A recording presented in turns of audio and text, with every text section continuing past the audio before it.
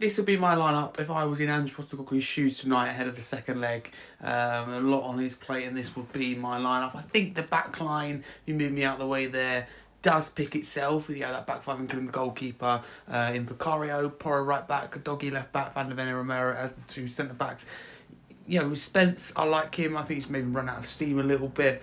Maybe, I don't know. I think he's just played too many minutes in one go because you've got to remember he didn't play for ages. Then he played pretty much every week for a few months. So at the moment, I just don't think he's the best option. And going to that midfield where we've got less options and there's definitely room for debate in terms of midfield and attack.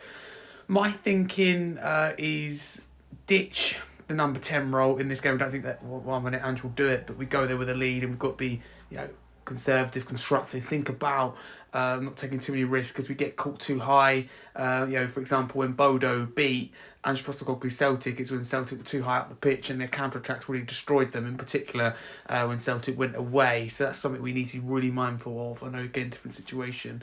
But my midfield three would be begrudgingly Basuma in front of the back four, protect him. And then Sarr, I'm thinking for the energy, for the legs, to be able to keep hold of the ball, box to box, pose a real threat. I think he's key in this game. Benzema as well, really getting hold of the ball. So that three isn't awful, but of course, we are limited for options without Maddison and Lucas Bergevall. Moving on to the attack, Kulusevski has to be in there. Big game for him. He does need to step up and put him back in his old position on the right-hand side.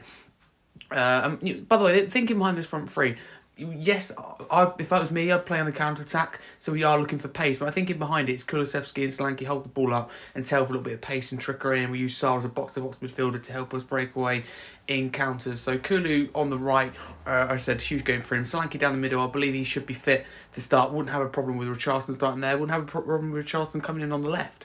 I'll start Matis Tell on the left. He's impressed me recently. He has the pace, the trickery, the confidence. I think this is the type of game for him. I like Odobert. I think he needs to offer a little bit more. So I think that, for me, in my opinion, finds himself on the bench. But Johnson, it is harsh because he's a clinical player.